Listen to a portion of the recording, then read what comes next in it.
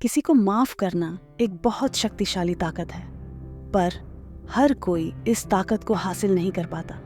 तो आइए माफ करना सीखते हैं श्री जयदेव जी की इस छोटी सी कहानी से, जिनके हाथ पैर तक काट दिए थे। श्री जयदेव जी एक बहुत ऊंचे महान संत और कवि थे, जिन्होंने प्रसिद्ध गीत गोविंद की रचना की। श्री जयदेव जी को एक बार एक सेवक ने अपने घर बुलाया। दक्षिणा में आग्रह करके कुछ मोहरें देने लगा। श्री जयदेव जी के मना करने पर भी उसने उनकी चादर में मोहरें बांध दी। उसके बाद श्री जयदेव जी आश्रम को चलने लगे। तब मार्ग में उन्हें ठग मिल गए। वो उनका पीछा करने लगे। श्री जयदेव जी ने उनसे पूछा कि तुम लोग कहाँ जाओगे? ठगों ने उत्तर दिया, जहाँ तुम जा रहे हो वहीं हम जाएंगे। श्री जयदेव जी समझ गए कि ये ठग हैं। श्री जयदेव जी ने गांठ खोलकर सब मोहरें उन्हें दे दी और कहा कि इनमें से जितनी मोहर आप लेना चाहें ले लें। उन दुष्टों ने अपने मन में सोच समझकर कहा कि इन्होंने मेरे साथ चालाकी की है। अभी तो भयवश सब धन बिना मांगे ही हमें सौंप दिया है, परंतु इनके मन में यही है कि यहाँ से तो चलने दो, आगे जब नगर आएगा तो शीघ्र ही इन सबों को पकड़वा दूंगा। यह सोचकर उन ठगों ने श्री जयदेव जी के हाथ पैर काटकर बड़े गड्ढे में डाल दिए, ताकि वो हमें हथिया न सके, और अपने अपने घरों को चले गए। थोड़े समय बाद ही वहां लक्ष्मण सेन नाम का राजा आया। उसने देखा कि श्री जयदेव जी संकीर्तन कर रहे हैं और गड्ढे में दिव्य प्रकाश छाया हुआ है, तथा हाथ पैर कटे होने पर भी वे परम प्रसन्न हैं। तब उन्हें गड्ढे से बाहर निकालकर राजा ने हाथ पैर कटने का प्रसंग पूछा। जयदेव जी ने उत्तर दिया कि मुझे इस प्रकार का शरीर जन्म से ही प्राप्त हुआ है। श्री जयदेव जी के दिव्य दर्शन एवं मधुर वचनामृत को सुनकर राजा ने मन में विचारा कि मेरा बहुत भारी सौभाग्य है कि ऐसे संत के दर्शन प्राप्त हुए। राजा उन्हें पालकी में बिठाकर घर ले आया। चिकित्सा के द्वारा कटे हुए हाथ पैरों के घाव ठीक करवाए। फिर श्री जयदेव जी से प्रार्थना की कि अब आप मुझे आज्ञा दीजिए कि कौन सी सेवा करूं। श्री जयदेव जी ने कहा कि राजन, भगवान और भक्तों की सेवा कीजिए। ऐसी आज्ञा पाकर राजा साधु सेवा करने लगा। इसकी ख्याति चारों ओर फैल गई। एक दिन वे ही चारों ठग सुंदर कंठी माला धारण कर साधु के वेश में राजा के यहाँ आए। उन्हें देखते ही श्री जयदेव जी ने अत्यंत प्रसन्न होकर कहा, देखो, आज तो मेरे बड़े गुरु भाई लोग आए हैं। ऐसा कहकर उन्होंने सबका बहुत अच्छे से स्वागत किया। श्री जयदेव जी ने शीघ्र राजा को बुलवाकर कहा कि इनकी प्रेम से यथोचित सेवा करके संत सेवा का फल प्राप्त कर लो। आज्ञा पाकर राजा उन्हें भीतर महल में ले गया और अनेक सेवकों को उनकी सेवा में लगा दिया। परंतु उन चारों के मन अपने पाप से व्याकुल थे। उन्हें भय था कि यह हमें पहचान गया है, राजा से कहकर यह हमें मरवा देगा। वे राजा से बार बार विदा मांगते थे, पर राजा उन्हें जाने नहीं देता था। तब श्री जयदेव जी के कहने पर राजा ने अनेक प्रकार के वस्त्र, रत्न, आभूषण आदि देकर उन्हें विदा किया। सामान को ढोने के लिए साथ में कई मनुष्यों को भी भेजा। राजा के सिपाही गठरियों को लेकर उन ठग संतों को पहुंचाने के लिए उनके साथ साथ चले।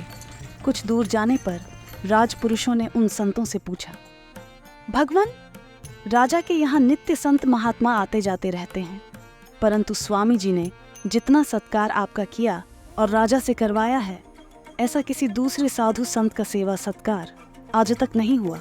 इसलिए हम प्रार्थना करते हैं कि आप बताइए कि स्वामी जी से आपका क्या संबंध है।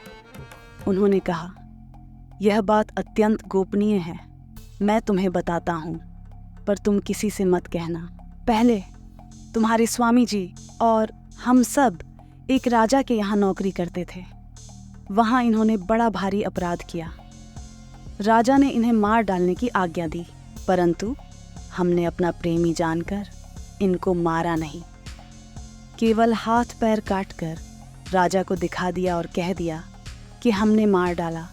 उसी उपकार के बदले में हमारा सत्कार विशेष रूप से कराया गया है। उन कृतघ्नी साधु वेशधारियों के इस प्रकार झूठ बोलते ही पृथ्वी फट गई और वे सब उसमें समा गए। इस दुर्घटना से राजपुरुष लोग आश्चर्यचकित हो गए। वे सब के सब दौड़कर स्वामी जी के पास आए और जैसा हाल था कह सुनाया। उसके सुनते ही श्री जयदेव जी बहुत ही ज्यादा दुखी होकर हाथ पैर मलने लगे। उसी क्षण उनके हाथ पैर जैसे पहले थे वैसे ही फिर हो गए। राजपुरुषों ने दोनों आश्चर्यजनक घटनाओं को राजा से कह सुनाया। हाथ पैर पूरे हो जाने की घटना सुनकर राजा अति प्रसन्न हुआ।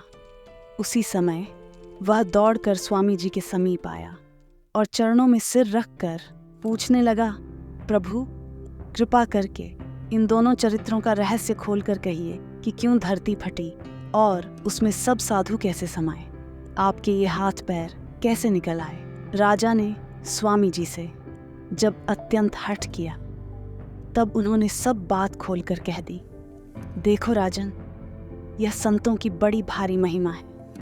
संतों के साथ कोई चाहे जैसी और चाहे जितनी बुराई करे तो भी वे उस बुराई करने वाले का बुरा न सोचकर बदले में उसके साथ भलाई ही करते हैं। साधुता का त्याग न करने पर संत, महापुरुष एवं भगवान श्री श्याम सुंदर मिल जाते हैं। राजा ने श्री जयदेव जी का नाम तो सुना था पर उसने कभी दर्शन नहीं किए थे।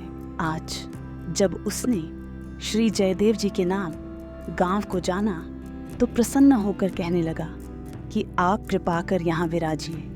आपके यहाँ विराजने से मेरे पूरे देश में प्रेम भक्ति और खुशहाली फैल गई है। हमें श्री जयदेव जी की इस सच्ची कहानी से यह सीख लेनी चाहिए कि कैसे उन्होंने उन ठगों को क्षमा कर दिया जिन्होंने उनके हाथ पैर काट दिए और फिर उन्हें सूखे कुएं में फेंक दिया, और तो और उनके ऊपर झूठा इल्ज़ाम भी लगा दिया कि यह व्यक्ति ठग है। वो इतने विनम्र थे कि उन्होंने उन लोगों के साथ इतना सत्कार किया और उनके अपराधों को ऐसे माफ़ किया कि ऐसा कभी हुआ ही न हुआ हो। यह संसार इन जैसे लोगों से भरी हुई है और आजकल लोग ऐसे लोगों का बहुत फ़ायदा उठाते हैं। पर अगर हम उन ठगों के जैसे बनते हैं तो फिर हम में और उनमें क्या फ़र्क रह जाएगा।